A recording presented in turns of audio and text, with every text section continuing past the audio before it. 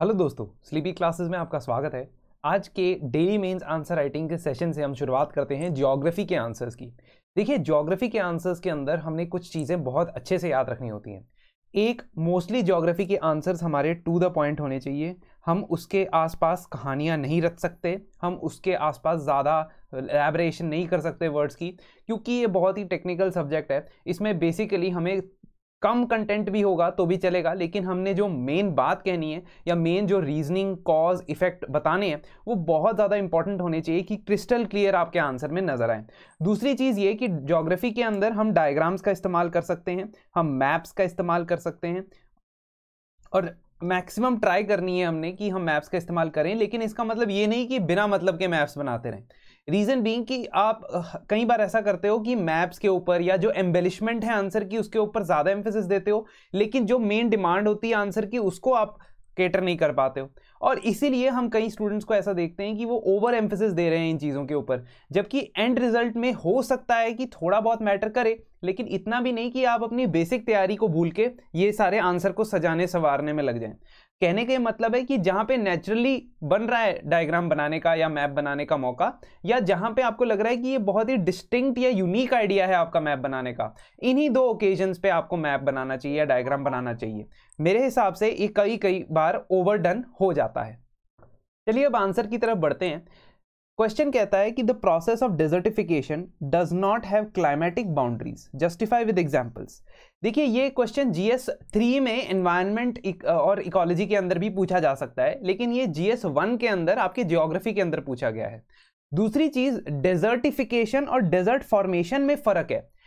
ऐसा हो सकता है कि कोई स्टूडेंट मिस इंटरप्रेट करके इसे ये समझ ले कि डेजर्ट फॉर्मेशन यानी कि जिन लैटिट्यूड्स या लॉन्जिट्यूड्स पे या जिन आपके इक्वेटर के जितने नॉर्थ या जितने साउथ पे आपके डेजर्ट्स हैं उसकी क्लाइमेटिक बाउंड्रीज के बारे में यहाँ पे बात हो रही है, लेकिन ऐसा नहीं है। यहाँ पे डेजर्टिफिकेशन की जो प्रोसेस है जिसको डिफाइन किया गया है United Nations Convention to Combat Desertification, यहाँ पे उस डेजर्टिफिकेशन की बात हो रही है कि उसकी कोई क्लाइमेटिक बाउंड्रीज नहीं है। बहुत ही इंपॉर्टेंट हो जाता है ज्योग्राफी टाइप के या साइंस के टाइप के जो क्वेश्चंस होते हैं, या साइंस के जो आपके मेंस के क्वेश्चन होते हैं, इकोनॉमी के, ये तीन ऐसे सब्जेक्ट्स हैं, ज्योग्राफी, साइंस, इन्वायरमेंट और इकोनॉमी। इन चार सब्जेक्ट्स के अंदर आप डेफिनेशन से स्टार्ट करते हैं तो बहुत ही अच्छा इंपैक्ट पड़ता है, क्योंकि जब भी आप साइंटिफिक सब्जेक्ट की बात कर रहे हैं तो उसमें डेफिनेशन एक बहुत ही इंपॉर्टेंट रोल प्ले करती है। अब यहाँ पे आपसे पूछा गया है कि डेजर्टिफिकेशन की कोई क्लाइमेट की बाउंड्री नहीं है और उसे आपने एग्जाम्पल्स के थ्रू जस्टिफाई करना है, मतलब रियल वर्ल्ड में से एग्जाम्पल देने पड़ेंगे। ये क्वेश्चन दोस्तों आया था 2020 के अंदर, ये प्रीवियस ईयर क्वेश्चन है, और 2020 के अंदर इसलिए आया था क्योंकि इंडिया के अंदर United Nations Convention to Combat Desertification की कॉन्फ्रेंस हुई थी और वो होस्ट प्ले कर रहा था उस वक्त, तो इसीलिए ये न्यूज में भी था। लेकिन इसका मतलब ये नहीं है कि सिर्फ उसी साल के रिलेवेंट है। कभी भी डेजर्टिफिकेशन, लैंड डिग्रेडेशन एक बहुत इंपॉर्टेंट टॉपिक है जो आपके जीएस 1 या जीएस 3 दोनों में पूछा जा सकता है। अब डेजर्टिफिकेशन को यहां पे हम क्या करेंगे, सबसे पहले डिफाइन कर देंगे। मैंने कहा कि जिस तरीके के ज्योग्राफी के, साइंस के या इकोनॉमी के क्वेश्चन होते हैं उसमें डेफिनेशन देना एक बहुत ही अच्छा इंट्रोडक्शन है। Desertification is land degradation in arid, semi-arid and dry subhumid areas resulting from various factors including climate variations and human activities। तो ये बहुत ही क्रिस्टल क्लियर डेफिनेशन है, इसको आपने लिख लेना है, रट्टा मारना है। जब भी कभी लैंड डेजर्टिफिकेशन की बात आती है तो आप इन तीन चीजों को लिखोगे। क्या? सबसे पहले लैंड डिग्रेडेशन का एक टाइप होता है डेजर्टिफिकेशन। अब लैंड डिग्रेडेशन किसी भी क्लाइमेट टाइप में हो सकता है, लेकिन जब लैंड डिग्रेडेशन होता है एरिड क्लाइमेट में, सेमी एरिड क्लाइमेट में और ड्राई सब ह्यूमिड क्लाइमेट में, इन तीन तरीके के क्लाइमेट्स में जब लैंड डिग्रेडेशन होती है तो उसका डायरेक्ट रिजल्ट होता है डेजर्टिफिकेशन, यानी कि उसका डेजर्ट के कैरेक्टरिस्टिक्स अपना लेना उस एरिया का। तो इसके फैक्टर्स भी आप डेफिनेशन में ही लिख दोगे। दो तरीके के फैक्टर्स होते हैं, क्लाइमेट के वेरिएशंस और ह्यूमन एक्टिविटीज के द्वारा बनाए गए। तो इसका मतलब यह हुआ कि जो आपकी बेसिक लैंड डिग्रेडेशन है, अगर वो एरिड एरिया में, सब ह्यूमिड एरिया में या सब में एरिड एरिया में हो रही है तो उसको डेजर्टिफिकेशन बोला जाता है। अब यूनाइटेड नेशन कन्वेंशन ये भी कहता है कि 45% ऑफ द वर्ल्ड पॉपुलेशन के आसपास, यानी कि 320 या 330 बिलियन जो पॉपुलेशन है और 10% जो वर्ल्ड की जीडीपी है वो अफेक्ट होती है डेजर्टिफिकेशन से। कहने का मतलब है कि अगर डेजर्टिफिकेशन प्रोसेस ना होता तो वर्ल्ड की जीडीपी में 10% का इजाफा हो सकता था। तो ये 2 लाइनों से आप इंट्रोड्यूस करोगे, बड़ी ही इंपैक्टफुल डेफिनेशन आपकी बन जाएगी। अब नेक्स्ट स्टेप आता है कि हमने अगर, क्या हम सीधा इस पे पहुंच जाए कि हम बताने लग जाएं कि ये डेजर्टिफिकेशन की क्लाइमेट बाउंड्रीज नहीं है? हमने उसका एक लिंक दे देना है। कैसे? डेजर्टिफिकेशन की क्लाइमेट जोन्स के हिसाब से बाउंड्री क्यों नहीं है? वो इसीलिए क्योंकि डेजर्टिफिकेशन के जो कॉजेज हैं वो यूनिवर्सल है, यानी कि वो कहीं भी वर्ल्ड के किसी भी क्षेत्र में हो सकते हैं और वो एंथ्रोपोजेनिक यानी कि ह्यूमन या नेचुरल एक्टिविटीज दोनों की वजह से हो सकते हैं। ये चीज अगर आप एस्टैब्लिश करने में कामयाब होते हो तो आप ये बता पाओगे कि क्लाइमेट जोन्स के हिसाब से डेजर्टिफिकेशन नहीं होता है। अलग अलग क्लाइमेट जोन्स में डेजर्टिफिकेशन देखा जा सकता है। दुनिया के, विश्व के अलग अलग डिफरेंट क्लाइमेटिक रीजन्स के अंदर डेजर्टिफिकेशन की प्रोसेस देखी जा सकती है। उसको मैं अभी यहां पे एक्सप्लेन भी करूंगा। तो आप कॉजेज बता रहे हो। अब यहां पे एक तरीका तो यह है कि आप लिस्ट आउट कर दो कॉजेज, लेकिन उससे ज्यादा बेहतर तरीका है कि अगर आपने लिस्ट बनानी ही है तो आप किसी तरीके का फ्लो चार्ट बना दो। तो कॉजेज ऑफ डेजर्टिफिकेशन ऐसे करके फटाफट से आप लिख दोगे और उसके अंदर सबसे पहले वाटर इरोजन। ये मैंने उस ऑर्डर में लिखा है जिस ऑर्डर में इंडिया में लैंड डिग्रेडेशन और डेजर्टिफिकेशन होता है, यानी जो सबसे बड़ा कारण है वो सबसे ऊपर लिखा है। तो वाटर इरोजन, वेजिटेशन डिग्रेडेशन और डिफॉरेस्टेशन, ये दोनों एक ही तरीके के हैं। अब वेजिटेशन डिग्रेडेशन कई बार नेचुरल हो सकती है, कई बार वो डिफॉरेस्टेशन यानी ह्यूमन एक्टिविटीज की वजह से हो सकती है। तो ये एक फैक्टर हो गया। सॉइल इरोजन एक फैक्टर हो गया, और soil erosion can also be due to water और विंड इरोजन। साथ ही साथ वाटर लॉगिंग, फ्रॉस्ट शैटरिंग, ये सारे भी कारण हैं कि आपके डेजर्टिफिकेशन होती है। आप इसमें ओवरग्रेजिंग भी लिख सकते हो, यानी कि जब, या लैंड यूज चेंज भी लिख सकते हो। जब ह्यूमन कॉजेस की बात आ रही है तो लैंड यूज चेंजेस भी लिख सकते हो, यानी कि फॉरेस्ट का एग्रीकल्चर के लिए इस्तेमाल होना और फॉरेस्ट का अर्बनाइजेशन, अर्बन एरियाज के लिए इस्तेमाल होना। तो ये 7-8 कॉजेज जब आप डेजर्टिफिकेशन के लिए लिख लोगे ना, तब आप ये एस्टैब्लिश कर पाओगे कि ये चीजें तो सर हर जगह हो रही हैं। चाहे किसी भी क्लाइमेट टाइप की हम बात करें, उस हर जगह में ये कॉजेज में प्रेवलेंट है। तो अगर ये कॉजेज हर जगह प्रेवलेंट है तो डेजर्टिफिकेशन भी प्रेवलेंट होगा वहां पे। तो इसीलिए हम ऐसे बात करेंगे। 150 शब्द का आंसर है, इसलिए 5 पॉइंट से ऊपर नहीं लिखेंगे इसमें। Although world climate is classified into various types. हम सबसे इंपॉर्टेंट कौन सी क्लाइमेट क्लासिफिकेशन देखते हैं? कोपेन टाइप क्लाइमेट क्लासिफिकेशन, जिसमें ASW, CB इस टाइप की क्लासिफिकेशन होती है। अगर आपने अपनी NCERTs पढ़ी हैं तो आपको पता होगा कि मैं क्या बात कर रहा हूं। अब कोपेन टाइप की जो क्लासिफिकेशन होती है ये टेम्परेचर, प्रेसिपिटेशन और वेजिटेशन पे डिपेंडेंट होती है कि किस तरीके का क्लाइमेट हम सिस्टम रखते हैं। लेकिन डेजर्टिफिकेशन की कोई बाउंड्री नहीं, क्योंकि ये दोनों, एंथ्रोपोजेनिक ग्लोबल वार्मिंग और क्लाइमेट चेंज की कोई बाउंड्री नहीं है। तो जब आप ये कॉजेज लिखोगे ना, तो मान लीजिए अब आप ऐसे लिखो कि कॉजेज ऑफ डेजर्टिफिकेशन, ऐसे करके, ठीक है, ऐसे लिख दोगे, ऐसे 7-8 कॉजेज बता दोगे। उसके ऊपर ये ऐसे उसको ओवरआर्च करते हुए बोलोगे सबको कंट्रीब्यूट कर रहा है क्लाइमेट चेंज।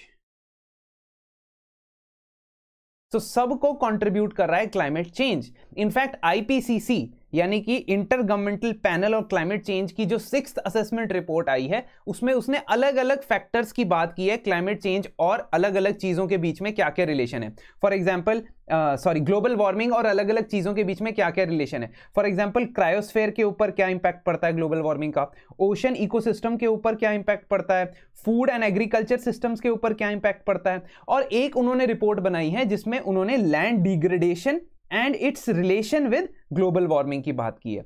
और वहां पे वो चाहे डायरेक्टली ये नहीं एस्टैब्लिश कर पाए कि लैंड डिग्रेडेशन की वजह से ग्लोबल वार्मिंग हो रही है, लेकिन one of the contributing factor of the land degradation is global warming. And ये एक साइक्लिक प्रोसेस है कि ग्लोबल वार्मिंग ज्यादा जैसे जैसे बढ़ती जाएगी, लैंड डिग्रेडेशन उतना बढ़ता जाएगा। जैसे लैंड डिग्रेडेशन बढ़ता जाएगा, फॉरेस्ट कम हो रहे हैं तो ग्लोबल वार्मिंग और बढ़ती जाएगी। कहने का क्या मतलब हुआ यहां पे दोस्तों? कहने का ये कि इनमें एक तरीके से इंटर रिलेशनशिप या इंटरडिपेंडेंसी है, और वो चीज क्योंकि यूनिवर्सली कई जगह देखी जा सकती है, आप ये एस्टैब्लिश कर सकते हो कि डेजर्टिफिकेशन कोई क्लाइमेट के जोन्स की वजह से नहीं होता है। कैसे? क्लाइमेट जोन्स ही खुद बदल रहे हैं। पहला पॉइंट, ह्यूमन एक्टिविटीज जो ग्लोबल वार्मिंग कर रही हैं वो क्लाइमेट जोन ही बदल रही है। यानी कि जिन लैटिट्यूड्स या लॉन्जिट्यूड्स पे पहले हर साल पूरा समय बर्फ ही बर्फ होती थी, अब वहां पे वेट स्पेल्स आने लग गए हैं, यानी कि समर आने लग गई है। जैसे हम एंटार्क्टिक समर या पोलर समर की बात करते हैं, तो इससे क्या होगा, जो पोलर स्ट्रेचेस हैं, मान लीजिए पहले हम कहते थे कि 66.5 डिग्रीज के ऊपर आर्कटिक टाइप का क्लाइमेट है या टुंड्रा टाइप का क्लाइमेट है, वो लैटिट्यूड ही चेंज हो जाएगा कुछ समय में, क्योंकि जो यहाँ के लोअर रीचेस हैं वहां पे जो पानी है वो मेल्ट हो रहा है ग्लोबल वार्मिंग की वजह से, जो आइस कैप्स है वो मेल्ट हो रही हैं। तो इसका मतलब क्लाइमेट जोन्स ही बदल रहे हैं, तो कैसे क्लाइमेटिक बाउंड्रीज हो सकती है? बड़ा यूनिक पॉइंट है ये। दूसरी चीज, फिर हम अलग अलग जोन्स की एग्जांपल देंगे। जैसे साहेल रीजन जो अफ्रीका के अंदर सहारा डेजर्ट और सवाना रीजन के बीच में, तो मान लीजिए ये अफ्रीका है, तो साहेल रीजन ये वाला है जिसमें इसके ऊपर सहारा डेजर्ट है और इसके नीचे सवाना ग्रासलैंड्स है। तो कहने का ये मतलब है कि ये रीजन के अंदर तो बहुत अलार्मिंग डेजर्टिफिकेशन देखा गया, क्योंकि लॉन्ग ड्रॉट्स भी यहां पे देखे गए, ओवर ग्रेजिंग एक्टिविटीज भी यहां पे देखी गई। तो एक रीजन हमने बता दिया। हमने क्या करना था? एग्जाम्पल से जस्टिफाई करना था कि सिर्फ एक क्लाइमेट जोन की प्रॉब्लम नहीं है डेजर्टिफिकेशन। दूसरा, ऑस्ट्रेलिया के सेंटर में जाएंगे तो मरे डार्लिंग बेसिन, ये रिवर है वहां पे, लेकिन मरे डार्लिंग बेसिन भी है जहां पे सेम तरीके की लॉस ऑफ वेजिटेशन या डेजर्टिफिकेशन नजर आती है। कॉजेज हमने ऊपर लिख दिए हैं एक बारी में ही, तो हमें उनकी चिंता बार बार नहीं करनी लिखने की, we don't need to repeat. वहां पे नॉर्थ चाइना की बात होती है, साउथ मंगोलिया की बात होती है, वहां के कोल्ड डेजर्ट्स के अंदर, कोल्ड डेजर्ट्स में भी लॉस ऑफ वेजिटेशन और डेजर्टिफिकेशन देखने को मिल रहा है। इनफैक्ट हम बात कर रहे हैं लैंड डिग्रेडेशन और डेजर्टिफिकेशन की, तो इंडिया की बात करते हैं। इंडिया में जो ट्रॉपिकल रेन फॉरेस्ट वाला जो क्लाइमेट है, यानी कि नॉर्थ ईस्ट के स्टेट्स का जो क्लाइमेट है ना, वो सबसे प्राइम एग्जांपल है लैंड डिग्रेडेशन और डेजर्टिफिकेशन के। क्योंकि पहला स्टेप लैंड डिग्रेडेशन होता है, उसके बाद क्योंकि ग्लोबल वार्मिंग के इफेक्ट से उन एरियाज में टेम्परेचर बढ़ता जाएगा, वहां ड्रॉट की अकरेंस बढ़ती जाएगी, और क्योंकि वहां फॉरेस्ट होंगे नहीं, तो इसलिए वहां पे लैंड डिग्रेडेशन का नेक्स्ट स्टेप होगा डेजर्टिफिकेशन। तो भारत में टॉप 10 स्टेट्स जहां पे डेजर्टिफिकेशन के रेट सबसे ज्यादा है ना, उसमें से 6 टॉप स्टेट्स नॉर्थ ईस्ट के हैं। ये इसरो का लैंड डिग्रेडेशन एटलस आपको बताता है। तो इसका मतलब ये हुआ कि कोई भी क्लाइमेट रीजन बचा नहीं है इससे। फिर मैं बात करूं मेडिटेरेनियन रीजन, इसकी तो रीसेंट एग्जांपल है सर। मेडिटेरेनियन रीजन में अप्रैल से लेकर सितंबर तक इतना खतरनाक भयंकर ड्रॉट आया यूरोप के अंदर कि 500 साल में कभी भी इतना बड़ा सूखा नहीं पड़ा। 500 ईयर्स में सबसे बड़ा सूखा पड़ा है, खासतौर पे सदर्न यूरोप जैसे पोर्टुगल, इटली, स्पेन, इन कंट्रीज के अंदर। तो कहने का ये मतलब है कि कोई भी क्लाइमेटिक रीजन की बाउंड्री, ये तो मेडिटेरेनियन रीजन है, इसके तो अलग कैरेक्टरिस्टिक फीचर होते हैं क्लाइमेट के, as compare to the desert, as compare to the rain forest, it has different features.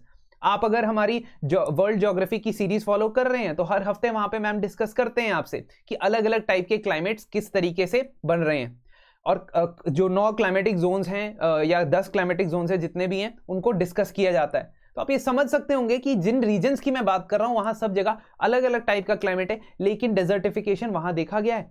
इसकी एग्जाम्पल्स हमें समझना या कोट करना इस आंसर में बहुत ज्यादा जरूरी है। तो फाइनली हम इसको कैसे कंक्लूड करेंगे कि दोस्तों डेजर्टिफिकेशन एक ग्लोबल चैलेंज बन चुका है जो कैटास्ट्रोफी बनने वाला है। तो इससे पहले कि ये कैटास्ट्रोफी बन जाए, हमें अपने टारगेट्स जो पूरे करने हैं under UNCCD as well as UNFCCC, क्योंकि दोनों आपस में इंटरलिंक्ड है, मैंने बताया IPCC की रिपोर्ट ने कहा ही था।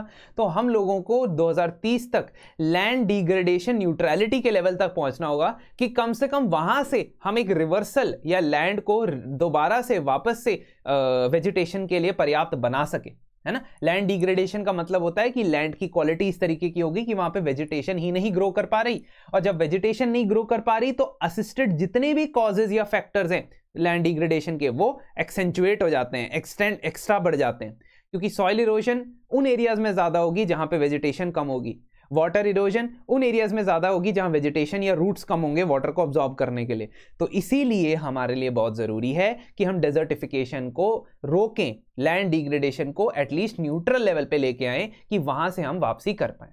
तो इस तरीके से दोस्तों आप इस आंसर को लिख सकते हैं। दोस्तों अगर आप चाहते हैं कि आपके आंसर्स इवैल्यूएट भी हों और उनका डिस्कशन एक वन ऑन वन बेसिस पे आपके पर्सनल डाउट्स के साथ साथ हो, तो आप हमारे 48 डेज मींस आंसर राइटिंग को ज्वाइन कर सकते हैं। ऑल्दो इस कोर्स में 3 to 4 वीक्स जो है वो हो चुके हैं, लेकिन इसका मतलब ये नहीं है कि आपको फायदा नहीं मिलेगा, क्योंकि सबसे पहली बात जो भी डिस्कशंस इसमें होते हैं उसकी रिकॉर्डिंग्स आपको अवेलेबल होंगी। लाइव डिस्कशंस का भी 4 हफ्ते और रहते हैं, तो आप उसको फटाफट से एनरोल करके एक तरीके का आइडिया ले सकते हैं। और इस कोर्स के अंदर आपको इवैल्यूएशन तो मिल ही रही है आपके हर आंसर्स के लिए, और साथ ही साथ टेलीग्राम ग्रुप पे सपोर्ट भी मिल रहा है। तो आप इन नंबर्स पे कॉल करके या ईमेल आईडी पे संपर्क करके हमें जरूर इस कोर्स को एनरोल कर सकते हैं। तो अगली क्लास तक के लिए नमस्कार और शुक्रिया।